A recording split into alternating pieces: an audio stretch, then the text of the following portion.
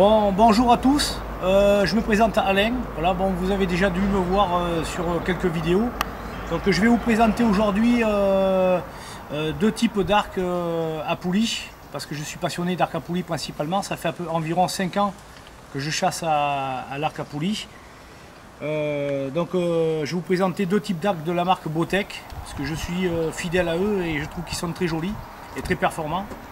Donc notamment le premier que j'ai eu, c'est le Botech Assassin, que tout le monde connaît quand même, la plupart. Rapport qualité-prix, c'est un très bon arc. Voilà, qui aujourd'hui il a fait ses preuves. J'ai fait quelques chevreuils, petit gibier et gros gibier. Ensuite, ma dernière acquisition d'il y a à peu près un mois, donc c'est le dernier arc de chez Botech 2014, donc le RPM 360. Donc c'est un très bel arc au niveau forme, design, voilà, puissance. Voilà, mais on va en parler. Ensuite, je vais vous présenter les flèches dont je me sers pour faire justement les entraînements et la chasse. Donc aujourd'hui, j'avais choisi à l'époque, pour le Botech Assassin, j'avais choisi déjà la Carbone Express, donc de marque Rebelle, la 60-75, qui va très très bien, elle est très très robuste. Ensuite, j'ai testé aussi et réglé mes arcs, la Terminator Light en 350. Très bonne flèche aussi.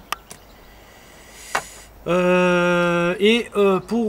tout ce qui est petit gibier et notamment le ragondin, j'ai choisi ce type de fût en aluminium, donc la XX75 de chez Aston, en spin 300 ou en spin 400, tout dépend des arcs, sachant que les compounds, il leur faut un spin relativement raide, parce que dû à la puissance. Bon voilà, moi j'ai équipé donc principalement mes arcs aussi avec les deux mêmes types de support de flèche, donc les Carquois, donc de marque Octane. Ils sont rapport qualité-prix, c'est très bien, ça sert à rien d'y mettre des 150 €. Après c'est une question de design et puis de goût.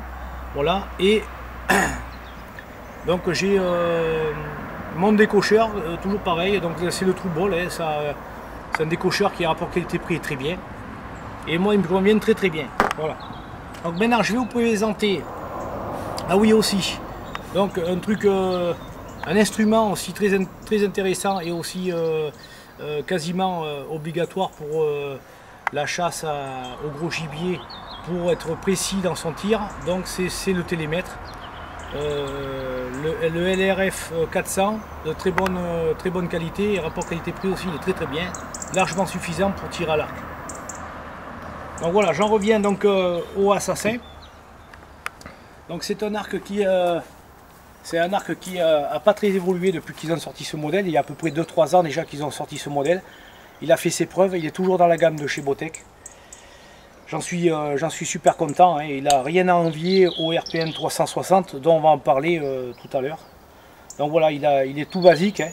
Donc il a le support de flèche standard, qui va très bien aussi, mais à terme je vais le changer, puisque aujourd'hui j'ai mis un système à effacement sur le 360. Je ferai peut-être pareil sur celui-ci.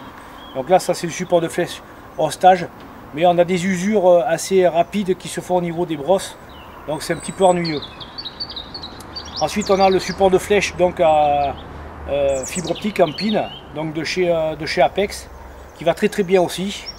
Une fois que c'est bien réglé, il n'y a pas de problème, ça tire là où il faut. Voilà. Donc c'est un très bel arc, j'en suis super content. Moi j'ai enlevé, personnellement, j'ai enlevé le... je me rappelle plus comment ça s'appelle. J'ai enlevé stabilisateur. Non. Bon, en fait c'est pas grave, voilà. Coupe. Vous voyez ? Donc voilà, je disais par mémoire, je m'en souvenais plus.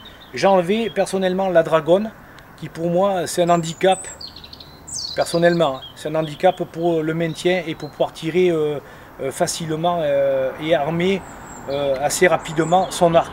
La Dragon pour moi, voilà, j'ai pris l'habitude de régler mon arc comme il faut et de bien le bander, donc c'est hyper important. Maintenant de là l'échapper, voilà, j'ai pas besoin de la Dragon. Voilà, ça c'est un point personnel. Donc oui, à savoir quand même, le Botech Assassin, donc il a une vitesse quand même de IBO de 333 feet par seconde. ce qui est déjà énorme. Il est quand même relativement silencieux, c'est un très très bon arc. Bon voilà, j'avais déjà fait une petite vidéo dessus, je ne vais pas en parler pendant une heure. Je vais aller directement au dernier.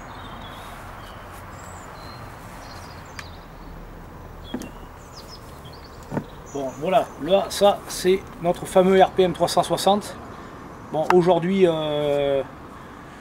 je l'ai acheté par coup de cœur par rapport à son design et par rapport à sa technologie aussi. Bon, tout carbone. L'inconvénient que je trouve par contre sur cet arc, contrairement au Assassin, c'est le poids. Il est relativement lourd, il fait 4 livres 4 quand même, ce qui est relativement lourd. À nu, hein, 4 livres 4 c'est déjà pas mal. Voilà, hormis le poids, une fois bien réglé, c'est un arc ultra précis. Il est très très rapide, ça on peut pas nier le contraire. Aujourd'hui c'est l'arc le plus rapide au monde.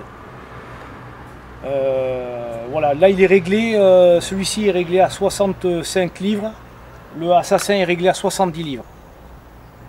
Il a une facilité d'armement au niveau du bandage qui est très souple. Donc on rentre, on passe le mur, il est très faible, donc ça ne force pas beaucoup. La vallée est un petit peu courte, contrairement au Assassin où on a justement, on peut se laisser un peu relâcher sans que ça parte. Lui par contre ne tolère pas beaucoup ça. Il faut vraiment rester vigilant, c'est un arc qui ne tolère pas beaucoup la fatigue de la personne si elle n'est pas entraînée. Voilà. Donc là il est équipé donc, du viseur avec 4 pins Truglo, qui est relativement suffisant aussi pour ma part, et du système automatique de chez Hoyt, donc c'est le Ultra Rest, donc, qui est très très bien. Voilà, donc je l'ai bien réglé avec son système qui vient se fixer sur la corde, qui au moment du bandage arme on va dire le support de flèche. Voilà, j'ai pris aussi donc je ne me rappelle plus, voilà, coupe. Donc voilà, pour en revenir toujours, donc le stabilisateur que j'ai pris du Assassin que j'ai installé dessus, parce que j'en ai commandé un autre, je ne l'ai pas reçu, donc j'ai mis celui-là. Il va très bien, j'ai pris le même de toute façon. Voilà. L'avantage de cet arc quand même, c'est la technologie qui est là, les facilités de réglage aussi. On va quand même de 23 pouces à 30 pouces d'allonge en réglant d'un demi-pouce à chaque fois, donc ce qui est pas mal. L'inconvénient, c'est qu'il faut une presse pour pouvoir le régler. Si on n'a pas la presse, c'est pas la peine, il faut une presse. Que le Assassin ne nécessite pas la presse. Voilà, ce que je peux dire aussi, donc c'est les derniers systèmes comme le Destroyer 350 ou 340 ou l'Infinity, donc avec le même système Binary Overdrive. C'est le dernier système de chez Botech qui marche très très bien. C'est ce qui donne d'ailleurs la vitesse au niveau aussi de l'enclenchement et du décochage. Voilà. Ensuite, un point qui est intéressant aussi, c'est par rapport au Assassin qu'il n'a pas, c'est le système de guidage des deux cordes inférieures. Qui sont bien canalisés et qui font que derrière ça évite un coefficient de frottement et ça évite aussi de freiner à la vitesse à la décoche. Voilà. Bon, ensuite les silencieux, bon voilà, ils ont mis les silencieux là qui sont efficaces aussi. Voilà, principalement, bon, c'est un arc relativement court. L'inconvénient, je le répète, c'est le poids. Il est en action de chasse pendant 4 heures ou 5 heures. À la traque, on le sent quoi. Et donc je me suis fait un système moi de fixation que j'installe donc sur mon sac à dos, où je viens l'accrocher au loop pour le maintenir en suspension quand je vois que j'ai pas vraiment de gibier à tirer. Voilà, ça me permet quand même de me reposer parce qu'il est relativement lourd. Donc voilà. Ensuite je vais aller vers les flèches et les pointes de chasse. On fait un petit tour. Donc voilà. Donc là nous avons nos flèches en carbone. Tu peux avancer Vincent si tu veux. Donc là celles-ci, ce sont des flèches qui reviennent à 25 € la boîte de 3 à peu près environ. C'est des KD4 GAN là, donc c'est la Stinger. Qui sont pas mal apparemment. Bon, ça va très bien pour le ragondin par exemple. Ou le petit gibier aussi, bon, on peut faire le chevreuil, mais il y en a qui le font avec, mais c'est un peu moins approprié. pour moi, je prends pas ça. Donc c'est rapport qualité-prix, c'est pas mal, mais enfin ça revient à 25 € les 3 quand même. C'est pas donné. Donc là nous avons la rage de blade, donc mécanique, ce sont les lames mécaniques, puisqu'aujourd'hui c'est autorisé depuis 2 ans à peu près, on a droit à la mécanique. Donc celle-ci elle s'ouvre jusqu'à 2 pouces voire plus, donc ce qui est déjà pas mal, ça permet quand même de faire un trou assez important et de créer une hémorragie rapide, c'est le but. Ensuite on utilise aussi la G5 Montec, donc moi je chasse à 80% avec la G5 Montec. Elle a fait ses preuves, c'est une lame 3 blades relativement résistante, facile à affûter, et aujourd'hui moi j'en suis très content, donc bon ça sert à rien de changer quand ça va bien, on peut toujours essayer, mais voilà, principalement je chasse avec celle-ci. Ensuite nous avons une 4 blades. Ça, rapport qualité-prix, c'est vraiment pas cher. Elle est très polyvalente. Donc ça s'appelle la Razorback en 4 blades. Donc on fait aussi bien le ragondin, on fait du chevreuil, on fait du lapin. Bon voilà, petit gibier ou gros gibier, elle passe bien. Bon, l'inconvénient c'est que à affûter, c'est assez. Elles sont assez compliquées quand même. Parce qu'il faut démonter les lames et tout ça, c'est quand même pas évident. Surtout sur les lames arrière. Voilà, autrement de très bonnes lames, pas chères. Ça revient à 19 € le paquet. Voilà. Donc toujours pareil, monté là sur des fûts carbone. Ensuite le petit gibier, tout le monde connaît bien. Donc la pointe judo, hein, qui est très efficace, aussi bien lapin, perdreau, faisan. Ça c'est très efficace. Donc on s'amuse, et l'avantage c'est quand même qu'on ne perd pas les flèches. Et ça c'est un bon point. Ensuite, G5, ils ont sorti donc sa formule